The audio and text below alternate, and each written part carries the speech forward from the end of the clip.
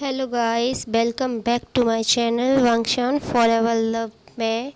तो हम अपनी वीडियो स्टार्ट करने से पहले मैं आप सबसे प्लीज़ रिक्वेस्ट करना चाहूँगी, मेरे चैनल को सब्सक्राइब कर दें एंड वीडियो को लाइक कर दें। तो हम अपनी वीडियो स्टार्ट करते हैं। कई बार हमारी ज़िंदगी में ऐसी बहुत सी चीज़ें हो जाती हैं जो हमारी ज़िंदगी को पूरी तरह से बदल देती हैं। वैसा ही एक हादसा विंग की ज़िंदगी में भी हुआ। विंग जो एक बार में वेटर का काम करता है, विंग हर रोज़ की तरह अपने वर्क कर रहा था। तभी बार के मैनेजर नीमिंग जी बोले, विंग रूम नंबर 206 में यह ऑर्डर दिया। विंग ने हमें अपना सिर हिलाया। विंग रूम की तरफ चला गया। तभी हम रूम का सीन देखते हैं। रूम में एक पर्सन लेटा हुआ था।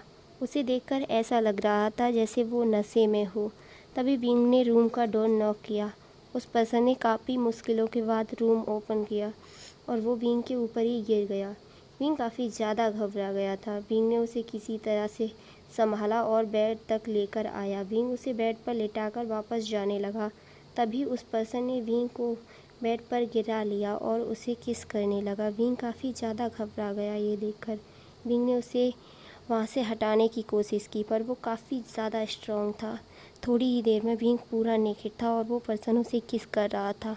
विंग ना चाहते हुए भी मौन करने से खुद को ना रोक पाया। प्लीज़ मुझे जाने दो, कौन हो तुम, मेरे साथ ऐसा क्यों कर रहे हो? विंग ये रोते हुए बोल रहा था, लेकिन उस पर्सन ने उस पर बिल्कुल भी मर्सी नहीं दिखाई और वो विंग के साथ इंटीमेट होता रहा। थोड़ी देर बाद विंग बेहोश हो गया और वो पर्सन लगातार उसके साथ इंटीमेट होता रहा। पूरी नाइट उसके साथ इंटीमेट होता रहा। विंग की हालत काफ़ी ज़्यादा ख़राब थी। सुबह जब विंग की आंख खुली तो उसकी बॉडी पे बहुत सारे निशान थे। उसके शरीर में काफ़ी ज़्यादा दर्द हो रहा था। विंग काफ़ी ज़्यादा रो रहा था। उसने अपनी सिसकियों को संभालते हुए अपने कपड़े पहने और किसी तरह बेड से उठकर बाहर निकल गया। विंग रोड पर रोते हुए चल रहा था। फिर हम यहाँ से 5 साल बाद का सीन देखते हैं। विंग एक रूम में सो रहा था। तभी उसके ऊपर एक बच्चा आकर लेट गया।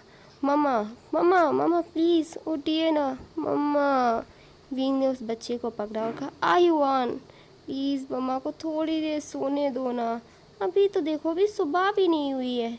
तभी बाहर से किसी के चिल्लाने की आवाज़ आई, विभूषियान जल्दी उठो, तुम्हें आज ऑफिस नहीं जाना है क्या? विंग चिल्लाते बोला, वेनिंग प्लीज़ मुझे थोड़ी देर सोने दो ना। तभी एक और आवाज़ आई, विभूषियान जल्दी उठो वरना तुम्हारे ऊपर मैं पानी फेंक दूंगी। अगर आज भी तुम लेट हुए ना और तुम्हारी वजह से मुझे डांट पड़ी तो मैं तुम्हें छोड़ूंगी नहीं। तभी आयुन बोला, आंट आज मम्मा को मेरे स्कूल जाना है, टीचर ने उसे बुलाया है। विंग उड़वड़ाते हुए उठा, आयुन तुमने क्या किया स्कूल में, मुझे बताओ। आयुन बोला, मम्मा मैंने कुछ नहीं किया, कुछ बच्चे मुझे चिढ़ा रहे थे तो मैंने उन्हें बस मारा। विंग बोला, आयुन ये गलत बात है बेटा, इस तरह नहीं मारपीट करते हैं। आयुन बोला, वो मेरी मम्मा के बारे में गलत बोल रहे थे। विंग बोला, ओ मेरा प्यारा बच्चा कितना स्वीट है ये। तभी वैनिंग बोला, विंग जल्दी उठो, देखो हम लेट हो रहे हैं। विंग उठा और आयुन को गोद में लेते हुए ही वो बाथरूम की ओर चला गया और वो आयुन को रेडी करके बाहर लाया। फिर खुद रेडी हुआ और खुद को ऑफिस के लिए तैयार करके निकलने लगा। तभी वैनिंग बोला, खाना तो खा के जाओ। विंग बोला, काफ़ी लेट हो गया हूँ मैं, बाद में खाऊंगा। और ये बोलते हुए वो वहाँ से चला गया। उसने आयुआन को उसकी स्कूल छोड़ा और वहाँ से अपने ऑफिस के लिए निकल गया। अब हम ऑफिस का सीन देखते हैं। आज विंग के ऑफिस में एक नया बॉस आने वाला था। सभी लोग उसके वेलकम में फूल लिए हुए डोर पे खड़े हुए थे। तभी कार से एक पर्सन निकला। वो काफ़ी हैंडसम था, काफ़ी गुड लुकिंग भी और सेक्सी भी लग रहा था। सभी सभी कुलीग्स सभी सॉरी गाइस, यहाँ मैं थोड़ा सा भूल गई थी, तो हम अपनी स्टोरी शुरू करते हैं। बीइंग के सभी कुलीग्स बोले, यार ये कितना हैंडसम है ये वाला बॉस। तभी एक लड़की बोली, इसे तो मैं अपना बॉयफ्रेंड बना कर रहूँगी। तभी उसके पास में खड़ी हुई एक लड़की बोली, तुम पागल हो क्या, वो एक हार्टलेस पर्सन है, वो कभी किसी के साथ रिलेशनशिप में नहीं रहता। लेकिन विंग की हालत काफ़ी ज़्यादा ख़राब थी, उसे पसीने आ रहे थे। तभी वहाँ खड़ी हुई उसकी एक फ्रेंड म्या बोली, विंग क्या हुआ है तुम्हें इतना ज़्यादा पसीना क्यों आ रहा है? विंग बोला, कुछ नहीं मामा, मेरी थोड़ी तबीयत ठीक नहीं है, मैं जा रहा हूँ।